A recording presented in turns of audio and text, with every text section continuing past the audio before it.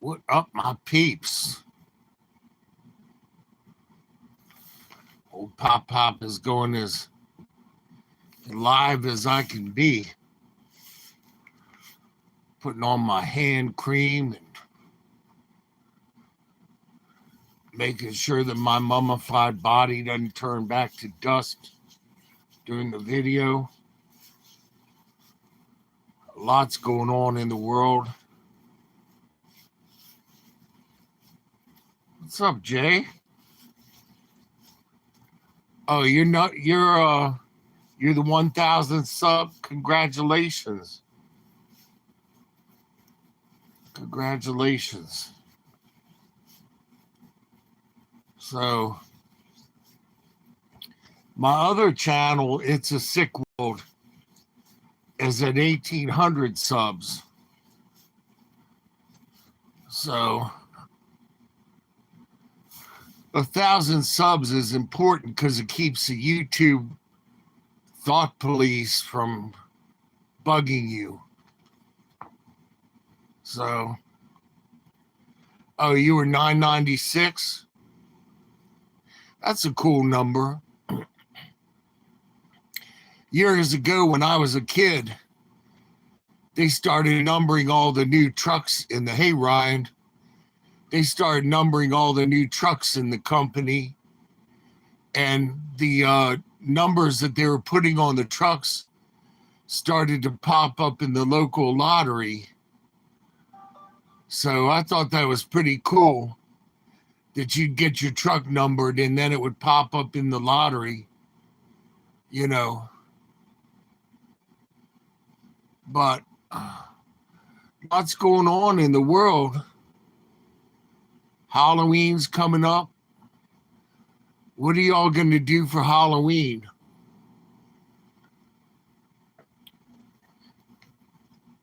Margaret Carroll sent me 4 pounds of candy for the local kids. So I made up these cute little bags of candy with 10 pieces each of candy. So 10 pieces is a good compromise because I don't want any kid to get sick from eating too much candy, but 10 pieces is a nice amount per bag. Gives that bag some heftiness to it, you know. And I love seeing a kid go from being depressed to being happy.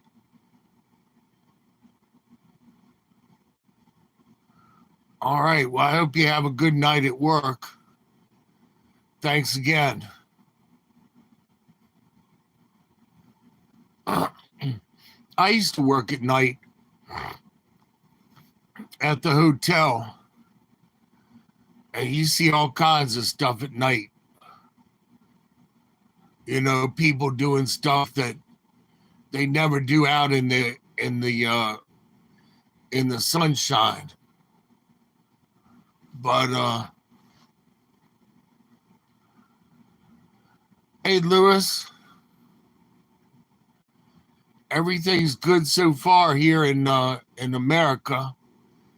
We haven't had any trains go off the track or anything like that in the last 24 hours I know of. I got up this morning and the air quality was so bad, I had to slam the door. I put my trash out and the air was just full of smoke, like wood smoke. And the sky was orange. It's still the wrong color. It's gold, and the sun's in the wrong position. It's late in the evening, and the sun is almost like a midday noon sun. Instead of being low in the sky, it's almost directly overhead.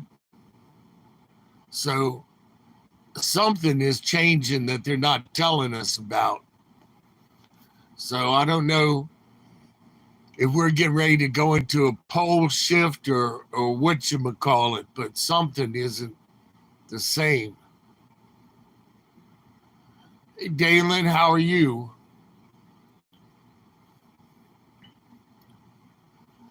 So Halloween night, I'm just going to kick back and give out candy and watch some shows. I don't watch any of the Not Scary Farm stuff because it has flashing lights, and I'm not supposed to look at flashing lights. So you know, you got back from church. So how was church? What kind of church do you go to?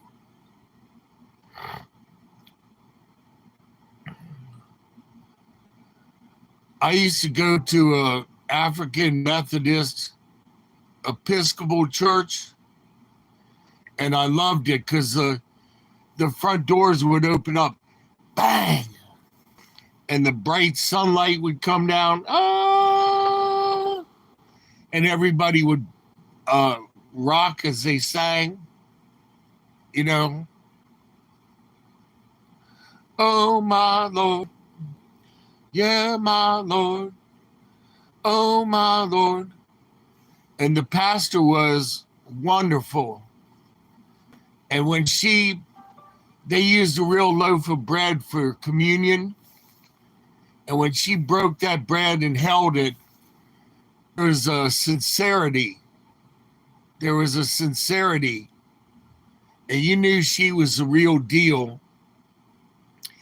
And she would be preaching, and this one guy off to the left would finish her sentences, and you could see she was really getting frustrated because he was taking the preaching in another direction that she didn't want to go, that she wasn't prepared to talk about. And it literally caused a split in the church where the guy ran off and he formed his own church, and it took like half the members. I've been called the N-word too. I don't like it. I worked at a company, the last company I worked at down in Washington. The supervisor used to call me the N-word, and he called me clown and joker. And he did like NCIS when he would go past me, he'd let his clipboard hit me in the back of the head. And I told him, I said, one day when you do that, I'm going to go right to the cops. And so he called me in the office a couple months later, and he wanted me to go to the dispatch office. He didn't tell me that. I went up to the main office, and he blew in the door like a hurricane, mad at me. And he pushed me like a wrestler into a desk and a computer. And when I got up, I went right down to the police station and filed a report. I told him, I said, I'm not playing anymore. And he had gotten a bunch of good people fired from the company, really good people. And I went to the police station, filed a report, and it said on the counter, be careful in filing because the other person can file a report back at you. So, yeah, I was okay. The guy was like half my age and twice my size. And he got arrested after that for suspicion of murder. Not a nice guy. And he got out, he got out on some sort of plea. But in any case, I filed a report in June, and then in August, I went to court. I got a summons, and they dragged me off. They dragged me off and put me in the holding pen, old man on a cane. And the courthouse had like 66 stairs that I had to climb up. It took me like a half hour to climb the stairs. And this guy made it into a race issue. And this girl at the company went along with, he said I started it, which wasn't true. And see, 2 months later, if you file something 2 months later, that's 2 months that it took you to cook up a story and to get some people to go along with it. And the judge said, well, you haven't been processed yet. And so I said, processed? He said, yeah, you got to be processed. So he went bailiff, and they dragged old Pop off and processed me on top of everything else that I had been through. And that really hurt, because the guy cost me the job and everything else. And I didn't go back after that. I didn't go back. I didn't even go back and collect my paycheck. So the guy got me good. But, you know, big companies are like that. The boss was a pretty good guy, but he had his henchmen around him that did the dirty work for him.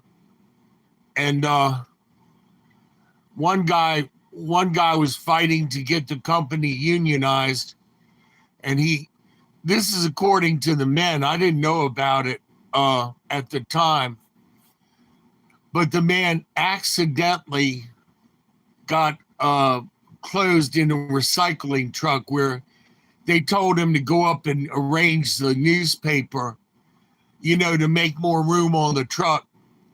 And they accidentally closed the truck on the guy for 5 minutes.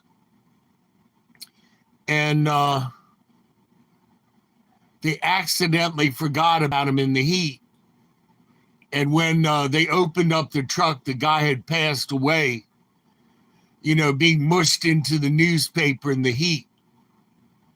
So they didn't play. They didn't play. So when I left the company, I told him, I said, you leave me alone and I'll leave you alone. But karma caught up with them. Karma caught up with them. And they haven't done as well. Because see, every place I've ever lived or worked, I always prayed for it. So, hey, 413, how are you? 413, that's not like 420, is it? But every place I ever worked or any place that I ever lived, I always prayed for the company or for the place. And the men came to me and they said, this guy wants you gone. He's either going to get you fired or he's going to kill you. And so one morning I came in to go to work. 8:30 in the morning, he handed me a shovel. And I was old back then. I was in my late 50s back then. Handed me a shovel and told me to shovel out the garbage dirt from the clean out bay by hand. And around 4:30 in the afternoon, after I've been shoveling this garbage truck dirt by hand, my heart started to beat just crazy. And some of the men were very kind. They got me some Gatorade, and they said, well, you drunk so much water in the heat, your electrolytes are low, and that's why your heart is beating crazy. So they gave me a couple bottles of Gatorade. But they said, this guy's serious. He wants you gone. And so I had a brand new Chevy Cavalier,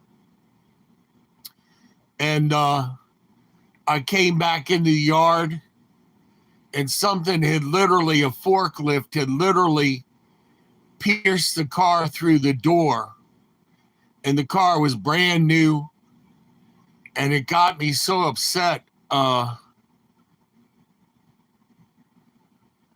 right, thanks, man. I'll see you later. I got so upset that something in my leg popped, and I had to go to the hospital and get a cast put on my leg. And getting in the car and driving with the cast on, that was a real deal. Hey, Diane, how are you? So, long story short, you always have to have a plan B. I thought about having a channel named Long Story Short. I don't know if somebody's got that, but yeah, I'm tolerable. I'm tolerable. Thank you. You know, the good Lord is still in charge regardless of what happens. I don't worry about stuff. I pray about it. And some amazing trials have happened.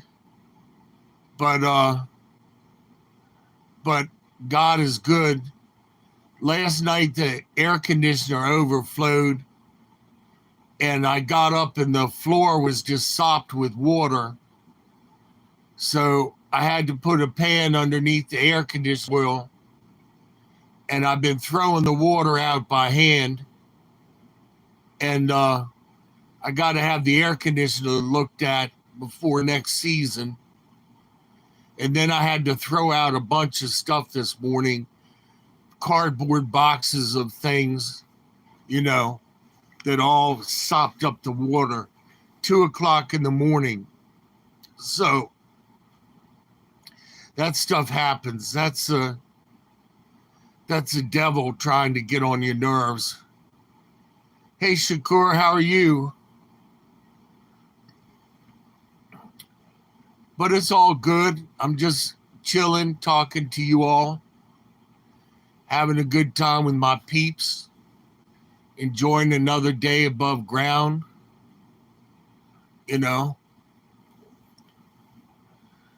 Oh, Pedro wants to say hi. Hang on a second. He's shy. Pedro wants to say hi, but he's shy. He's not coming around. But everything's going to be good when that rapture happens. Well, I haven't walked in 5 years. After this guy snuck up behind me and punched me in the spine. He said he didn't like gringos, and they call it the knockdown game, where you try and knock an old person down in one punch. And man, did it hurt. It hurt worse than a car accident I had, and it hurt worse than the time I cut my finger off.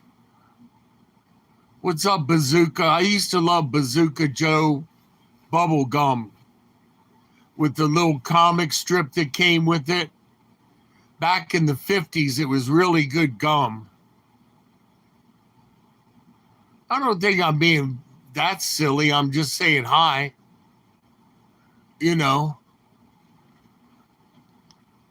But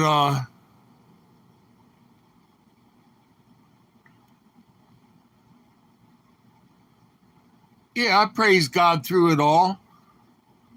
It takes a lot of upper body strength to lift my body just using my arms. And I grabbed the wheelchair and one time I missed the wheelchair, wound up on the floor, and it took me a half hour to pull myself up into bed, and I was really sore.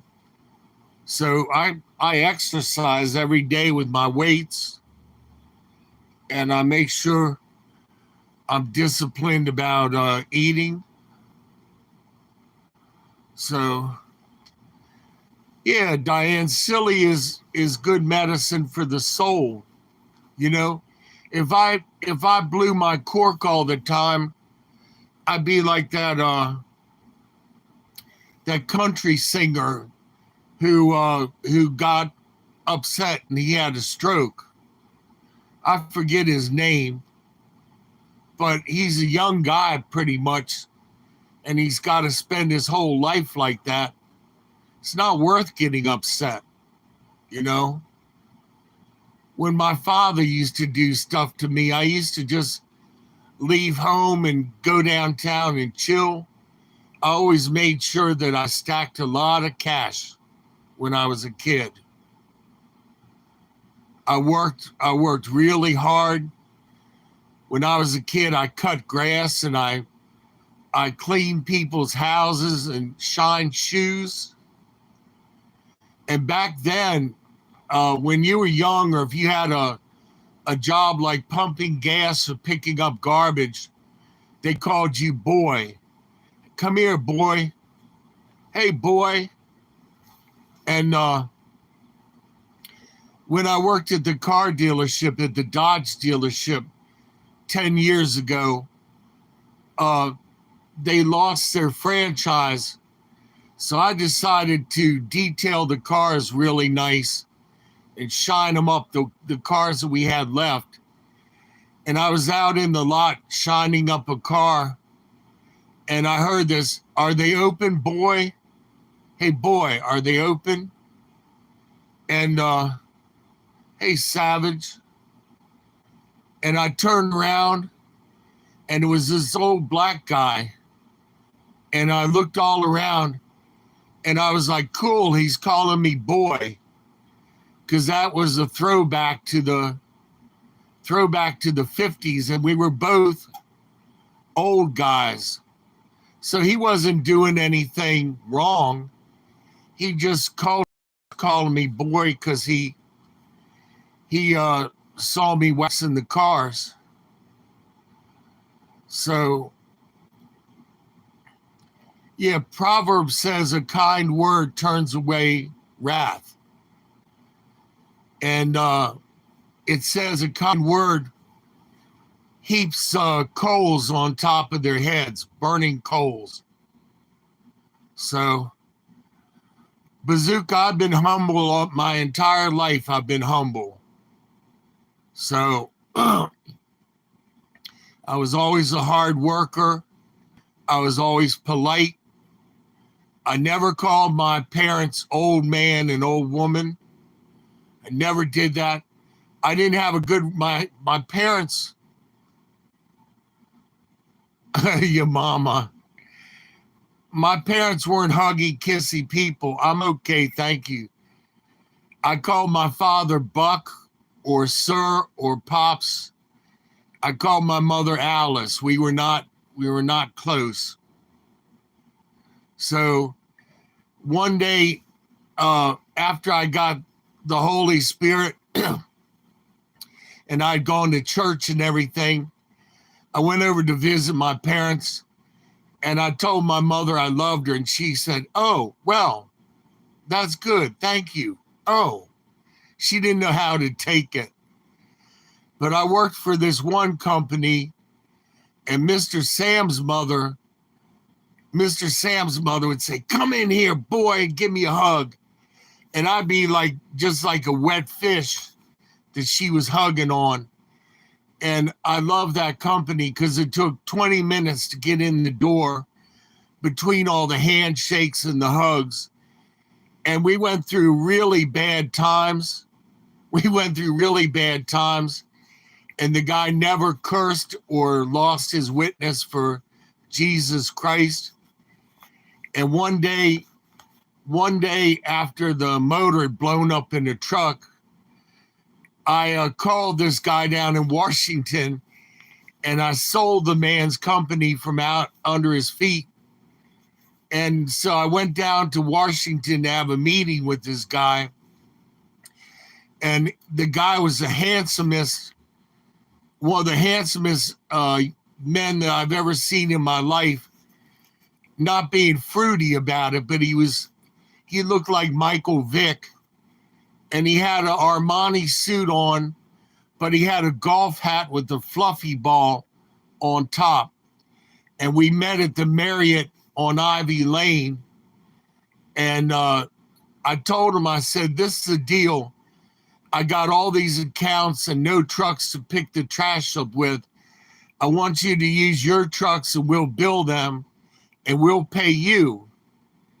And so we had a businessman's lunch, and young man, he had a cheeseburger and fries, and he was telling me he was having chest pains. And I told him, I said, well, you're too young to be having chest pains. You got to take care of yourself. Like me, I had water with a slice of lemon and a salad with a piece of garlic bread. And he leaned forward, he says, hey, Will, I know you didn't get all swole up drinking water and eating salad. Really funny Bill Cosby voice. Hey, Will. And so we sealed the deal. I came back up to Laurel, and I let the boss and his son have the next meeting to sell the company. But I told him, I said, Sam, God doesn't want you to be a garbage man. So we sold out. Hey, Madden. Little Timmy. Hey, Sylvia. New is good. Madden reminds me of the coach that never flew. He'd take a bus to all of his games. So, hey, Justice, how are you? So I got Justice and I got Justin on my channel. Justice and Justin. So Justin is a good guy. He's been a supporter of the channel for a long time. I've been on YouTube for over 10 years. And yeah, at my age, it's good to remember anything. It's good to remember to get up and eat something or anything. So old people tend to remember the past better than the present, I can tell you. But I had a very colorful life. It wasn't the easiest. Oh, the Colts, that's a bad subject with me, because I remember when they were the Baltimore Colts and they snuck out of town at 12 midnight and they went and they switched teams. And that didn't sit well. That didn't sit well with me, because I loved the Colts. I love the Colts. I love the Redskins. And the Redskins just haven't been the same since they changed their name. All right, see you later. You say you're good? If you're young and healthy and got air to breathe and food to eat, you are good. So when I was young, I made the best of it. I worked all the time. I went to school, and I didn't buy into stuff of wearing torn up clothes when I was young either. When I went to high school, what's up, Best? When I went to high school, I wore a suit and tie or a sports shirt. And I had this cool Ford Falcon convertible. I had an African-American girlfriend named Holly. She was an opera singer, most beautiful young girl I'd ever seen in my life. And they split us up because I graduated 1971 and they did not allow a mixed race couple to go to the graduation. People think that racism is all in the long past. Not at all. Not at all. It was starting to end around 1968, but people still had it on the back burner. So Holly went to the graduation with a black guy, and I went to the graduation with this real whiny girl with a red nose, and she always had a Kleenex up on her nose. She spent the whole graduation and everything with the Kleenex up on her nose. Melinda, that's what her name was. And her mother made me buy the $155 prom night package of photographs, and they never gave me a photograph, even though I paid for them. The mother was so happy that her plain Jane daughter had gotten a date that she kept all the photographs for herself. I didn't know the girl from Eve, but the powers that be put us together. And so for some reason, after that, Holly and I did not see each other anymore. I don't know why, but she went her way, I went mine. She was a very beautiful girl with a very good voice. I had an opera teacher, Mrs. Goldstein, who said I was going to be a famous opera star. And so she said one thing that opera people do is they'll go to like a subway where there's a lot of noise and they will sing full voice. At the subway where nobody can really hear how loud they're singing. So in any case, after I got out of school, I still sang in churches sometimes and other places, nightclubs.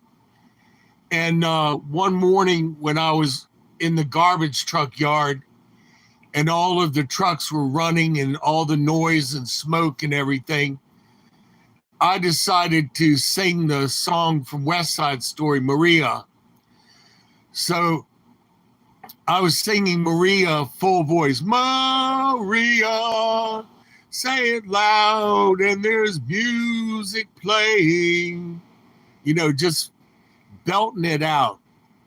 And so a couple of the other men saw me standing in front of my truck singing Maria. And the one man turned to the other. He said, well, he named his truck Maria.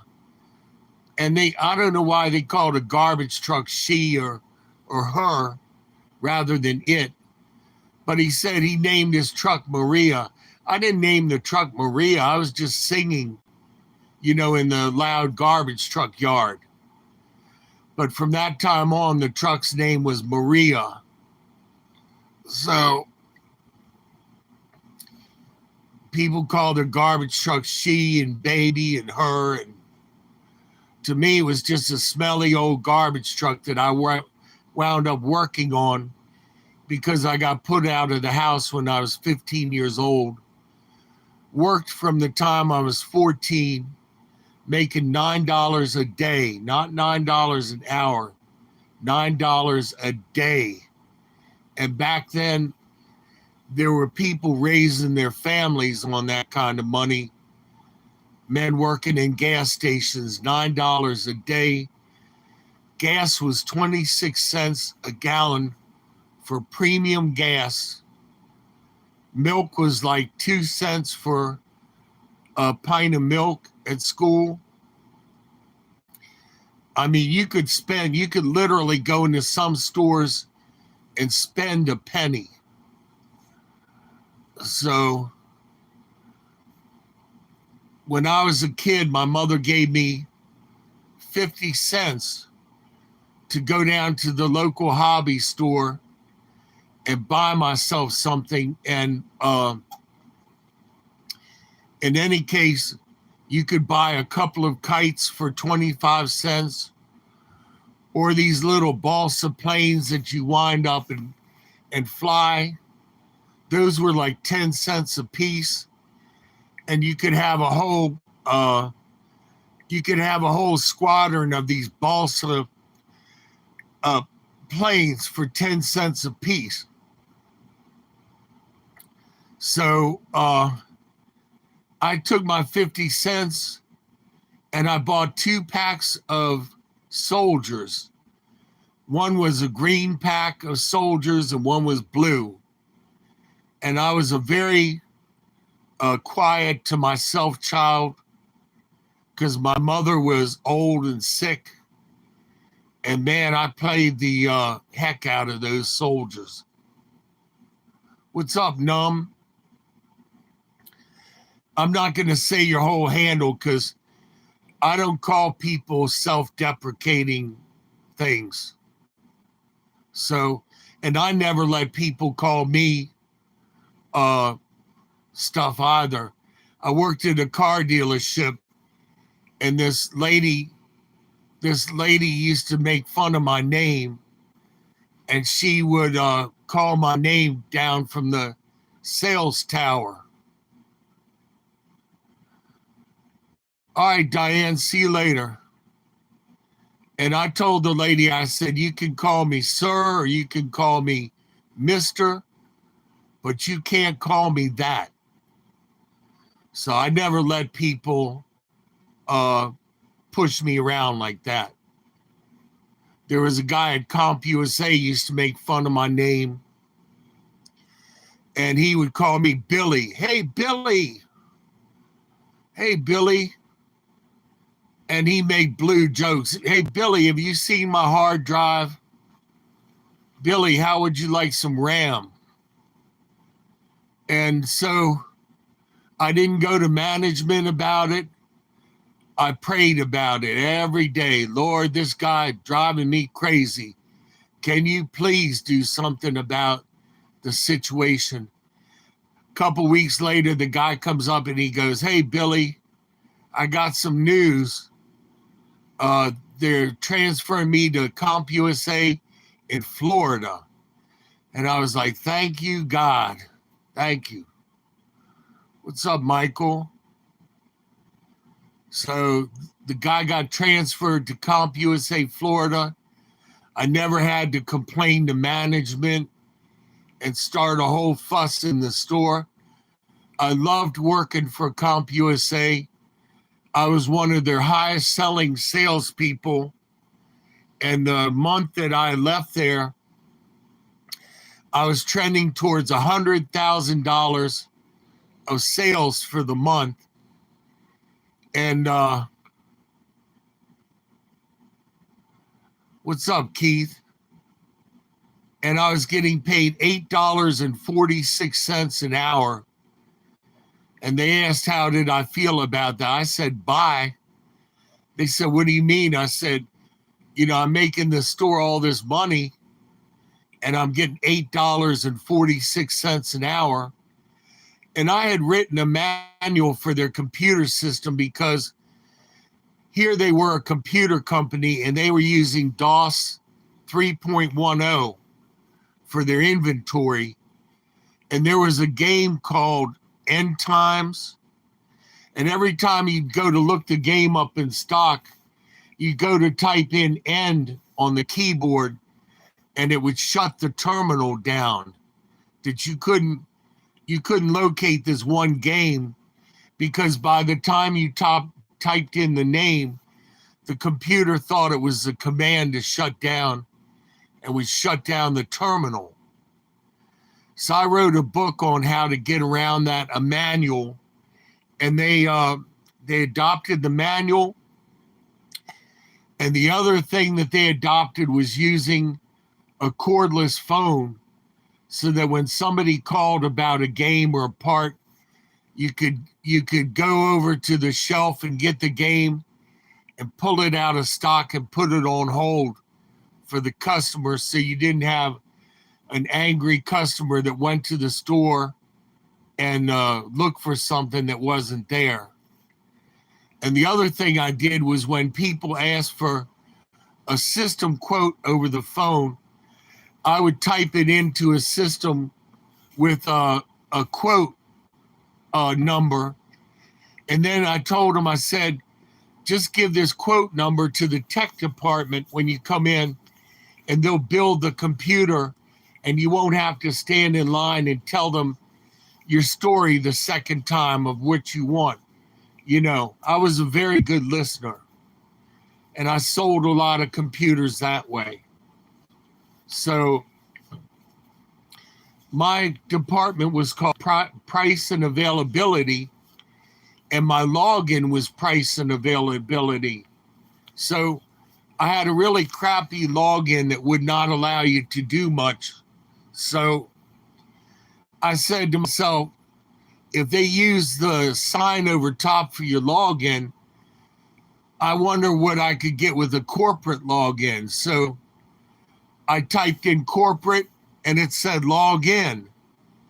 So I typed in the guy's name, Bob, and it goes, and it says login failed. So I looked over at another department that had a really good login, and it was the tech department. So I typed in tech, and it goes log in.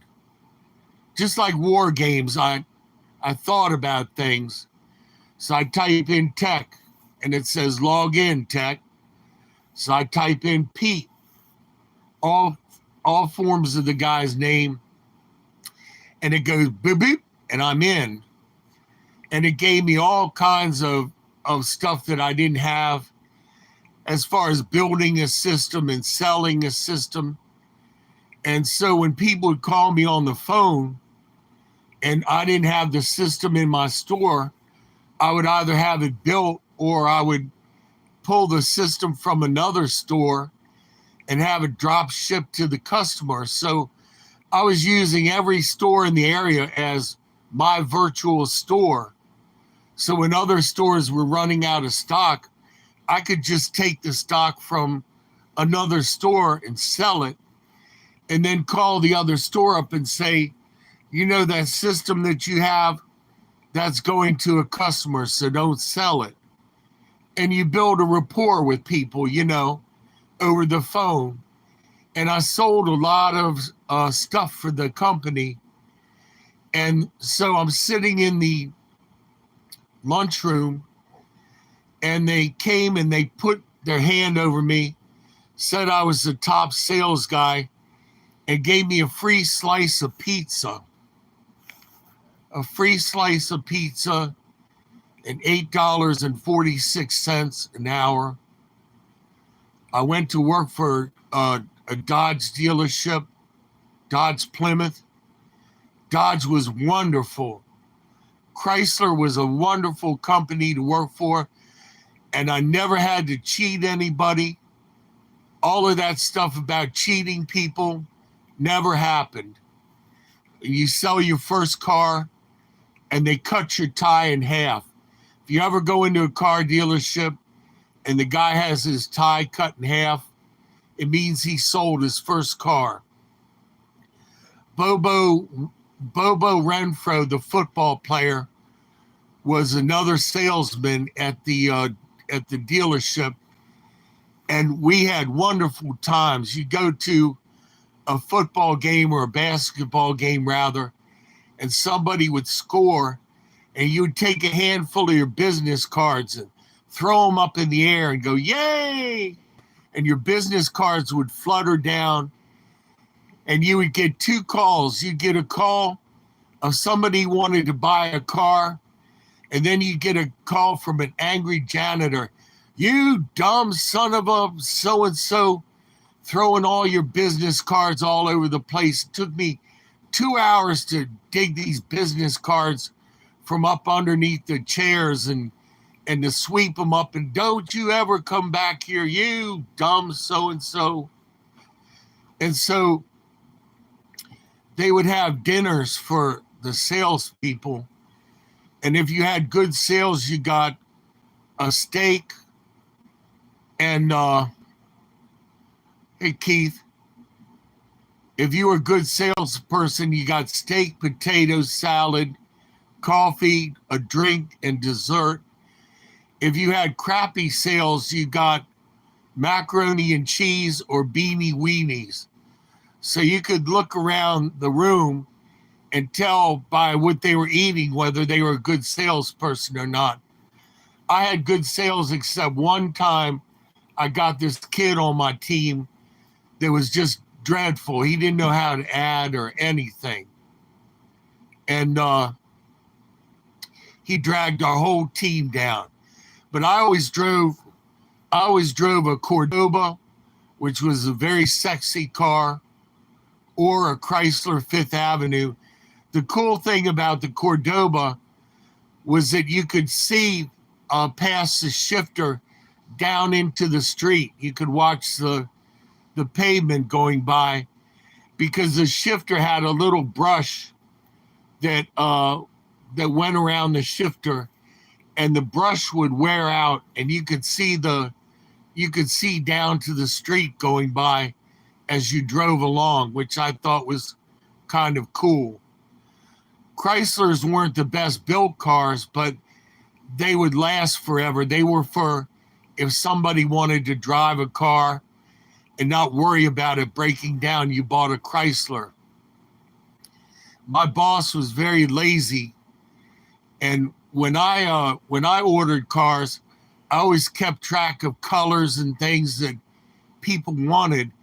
I found out that silver cars were the most popular. So I sold a bunch of cars that I ordered, and my boss was lazy. He would just go yellow car with a yellow interior and a yellow top, or a red car with a red interior, red top. So one day the big boss came by, and he told Carl, he said, "Reading the newspaper, huh?" He said, "Why don't you go home and read that? And while you're at it, why don't you stay home?" So he fired the guy right in front of me. But day after day, this blasted Dodge Diplomat sat in front of my little cubicle, and it was red, blood red on blood red on blood red.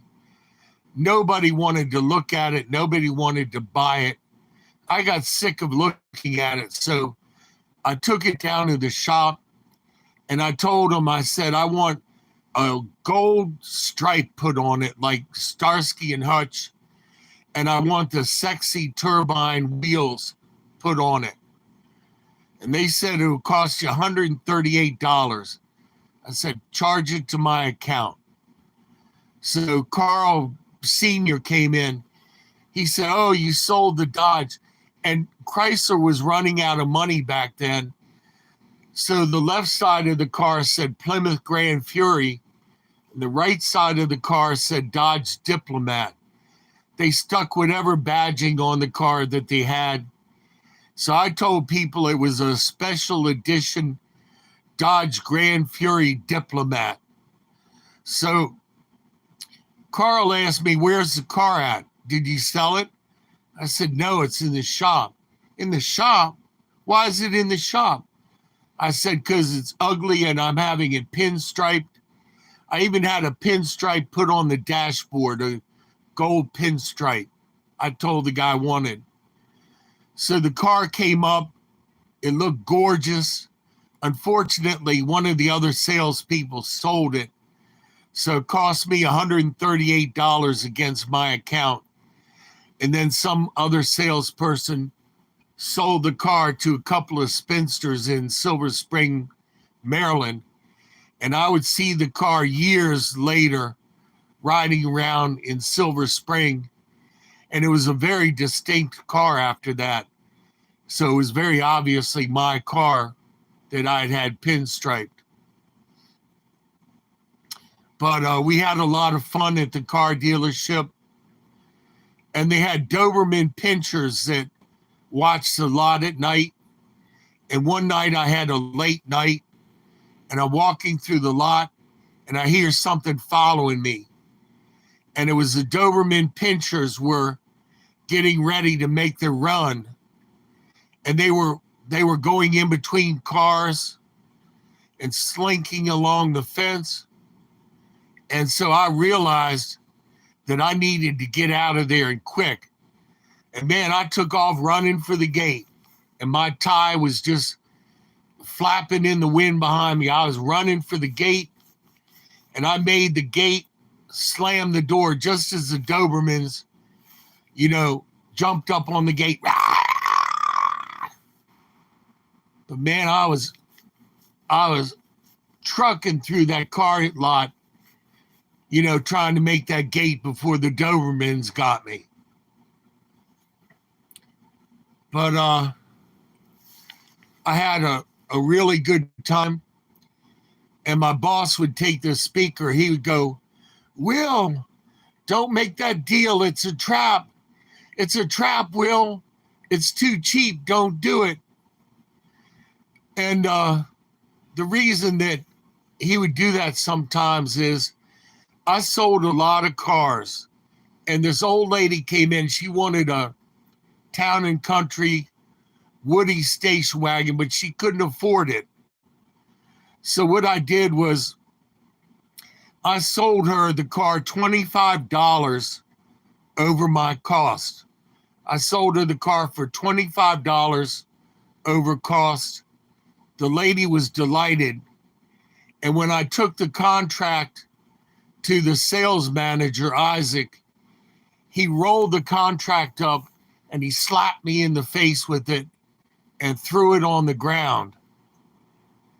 And so I told him, I said, "Man, don't you ever do something like that again." And I picked the contract up, brought it back to the lady and unfurled it. She signed it. She said, "What did the manager say?" I didn't tell her about him slapping me with it. I just told her, I said, "He says you got a good deal." And I delivered the car. But see, the thing is I was over my quota. I had sold 14 cars that month, which meant that 4 cars, Chrysler gave me $500 or gave the dealership $500 per car. So I was up by $2,000. And the boss never mentioned that. I never got commission. Ended up working for a leasing company. And they gave my commission away because they said technically I wasn't working for their company anymore. I didn't understand how leasing was. Back then, leasing was a brand new concept. But man, I chugged along with it, working for a Dodge dealership, and I sold a Chevy Camaro, a real pretty red Chevy Camaro with a 4-speed to this Spanish family. They loved it. And my dealership was like, "How are you selling a Chevy Camaro and we're a Chrysler Plymouth dealership?" They didn't understand it when they saw the Camaro. But see, whenever somebody gave me any information, I sat down and read the whole leasing book on what I was allowed to do. And so I called up the Chevy dealership. "Hey, this is KTK. I need a Camaro over here for a family."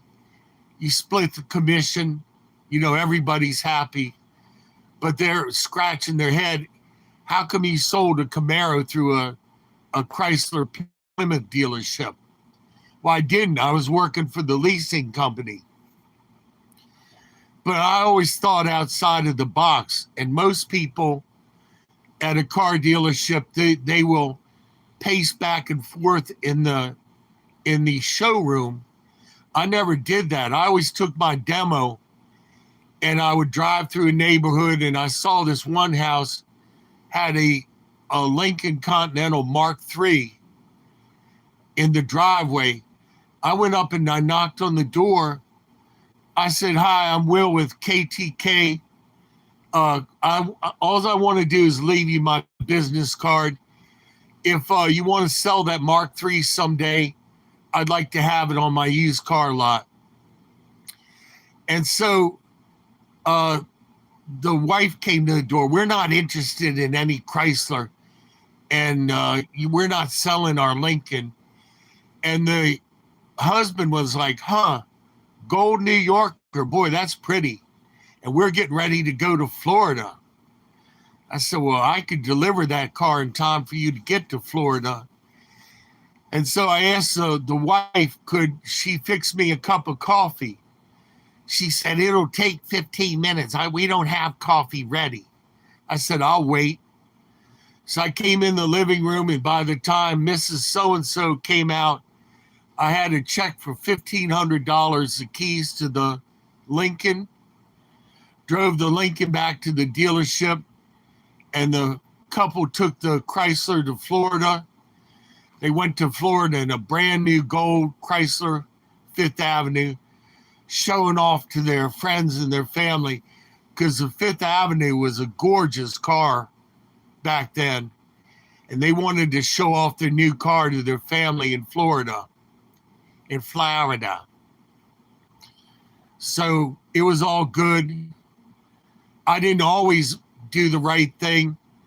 I ordered a Chrysler LeBaron for a couple, and I took their used car in trade and sold it. And when the Chrysler came in, I had forgotten to check this one little teeny box.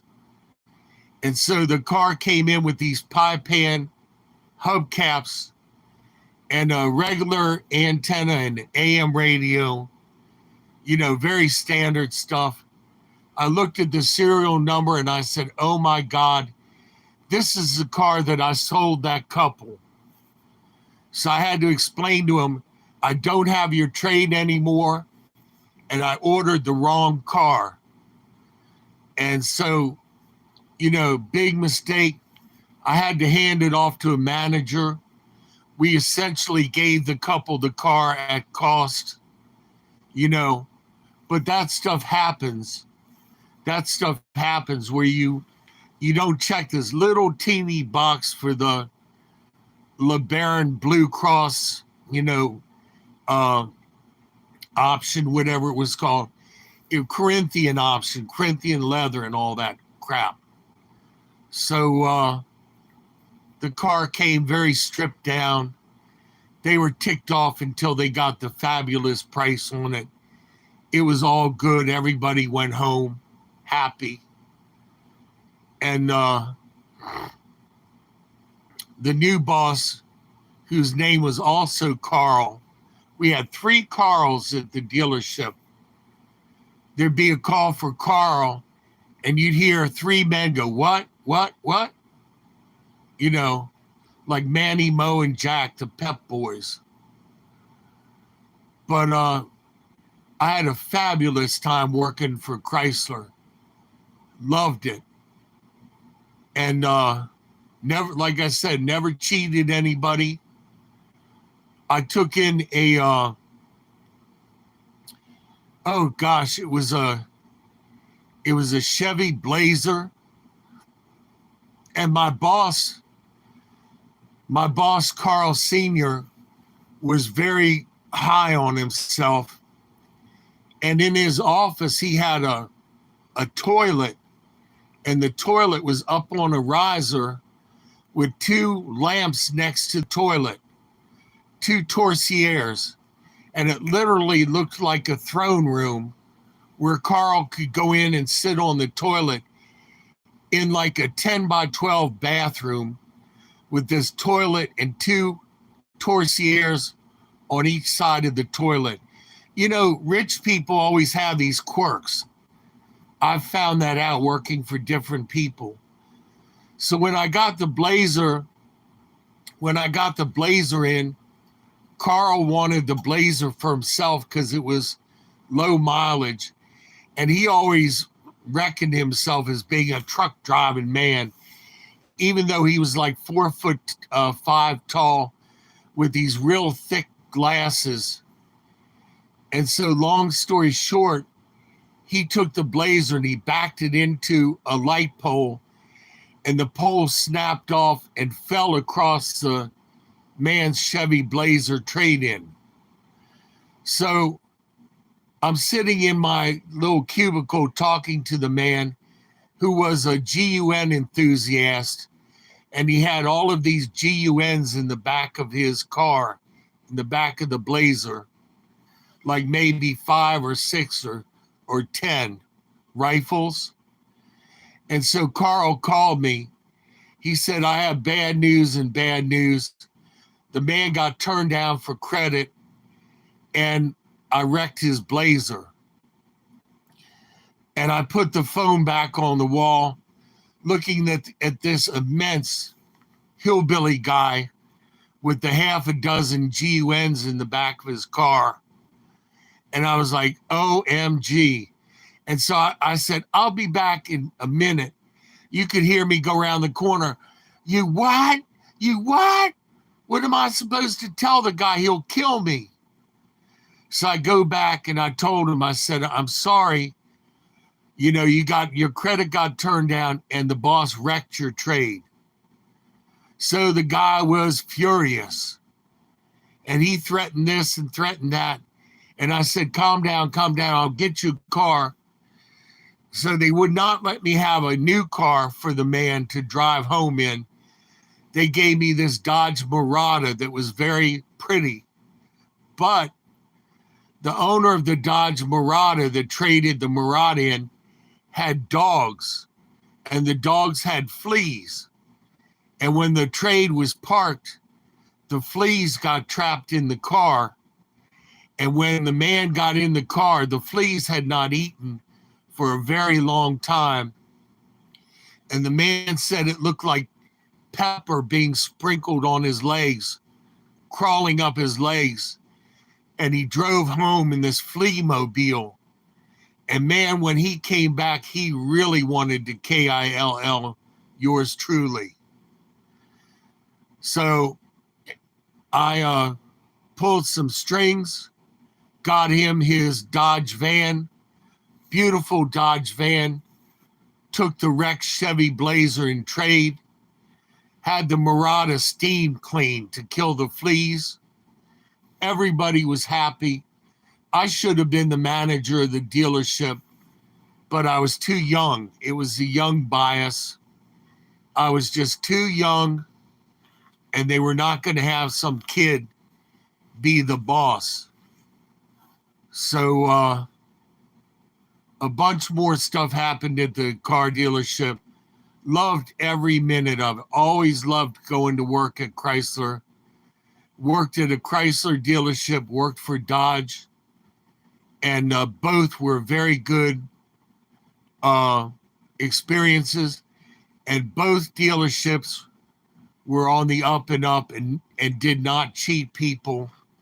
So I don't believe half the stuff people talk about when they say and they go and buy a new car, except for the fact that when I went to the local Chevy dealership in Laurel, Maryland, and I bought a 2004 Chevy, what they did was the salesman took two buyer's orders and put them on top of each other.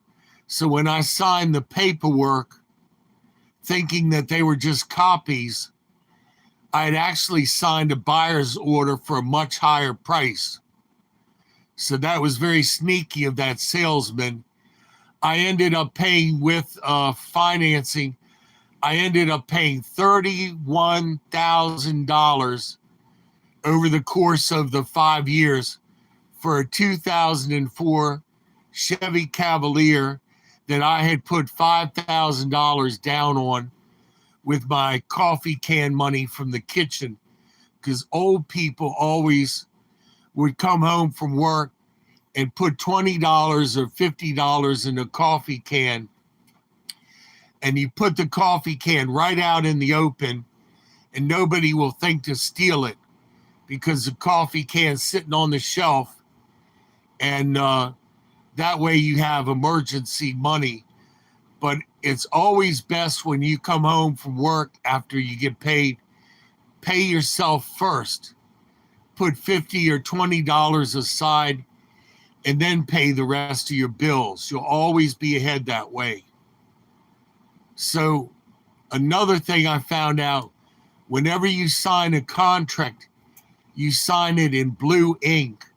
That way you can prove that that piece of paper is the original. If you sign a contract in black ink, they can say that it was a copy and that you signed something and you hadn't read it and you hadn't done due diligence. So when you go to sign something, you never want to use a red pen because red doesn't copy, and you never want to use a black pen because you can't prove whether the document is an original. You always want to use a blue medium pen to sign your documents with. So on that note, I have to go fix myself something to eat. I thank all of you that put up with me. And I want to pray a blessing over you right now. I pray that the good Lord will bless you and keep you, make his face to shine over you, and prosper you and your family physically, emotionally, spiritually, and financially. Poppity Pops out.